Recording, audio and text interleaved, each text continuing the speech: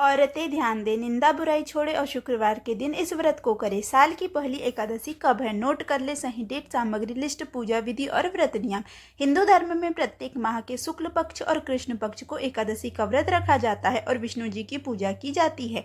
पंचांग के अनुसार साल 2025 का पहला एकादशी व्रत 10 जनवरी को रखा जाएगा।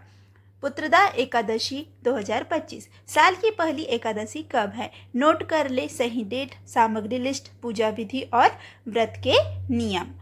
पुत्रदा एकादशी 2025 सनातन धर्म में पौष माह में शुक्ल पक्ष में आने वाली एकादशी को पुत्रदा एकादशी के नाम से जाना जाता है।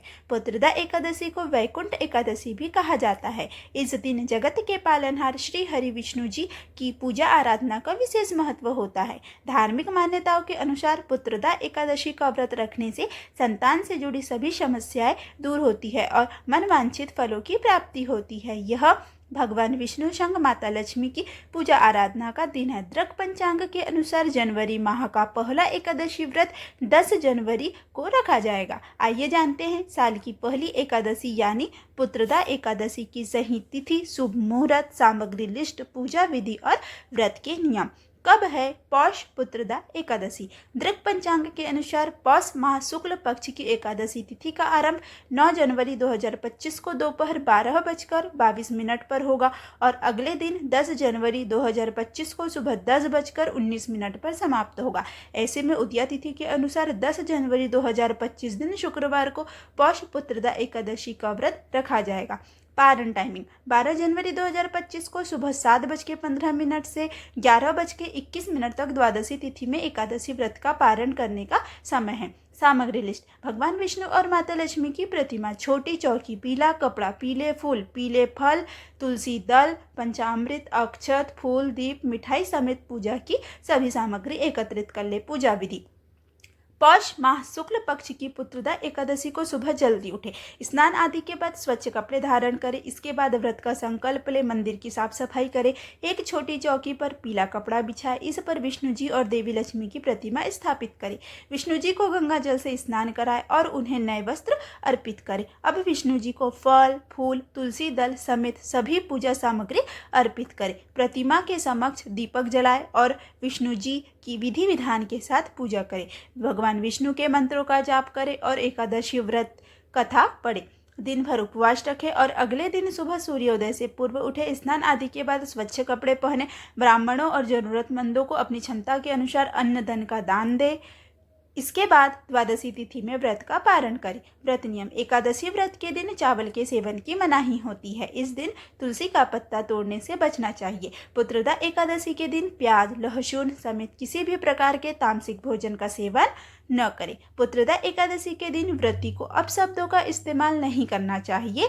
पौष पुत्रदा एकादशी के दिन नाखून और बाल काटने से बचना चाहिए। इस दिन नकारात्मक विचारों से बचे और किसी से वाद विवाद न करें। इस दिन भगवान विष्णु का ध्यान करें और उनकी विधिवत पूजा करें।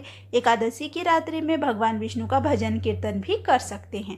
पूर्व काल की बात है, भद्रावतीपुरी में राजा सुकेतुमान राज्य करते थे। उनकी रानी का नाम चंपा था। विवाह के काफी समय बाद भी राजा रानी संतान सुख से वंचित थे, इसलिए दोनों पति पत्नी सदा चिंता और शोक में डूबे रहते थे। एक दिन दुखी होकर राजा घोड़े पर सवार होकर गहन वन में चले गए। पुरोहित आदि किसी को इस बात का पता न था। मृग और पक्षियों से सेवित उस सघन वन में राजा भ्रमण करने लगे।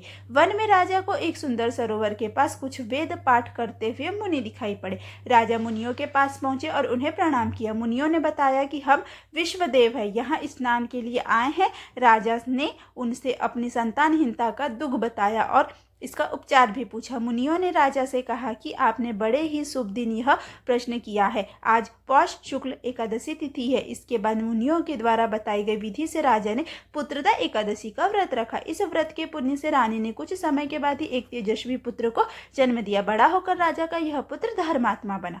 पौष पुत्रदा एकादशी पर करे ये उपाय। पौष पुत्रदा एकादशी का व्रत संतान के सुखद जीवन की कामना के लिए किया जाता है। इस दिन लड्डू गोपाल का पूजन करना अत्यंत आवश्यक है।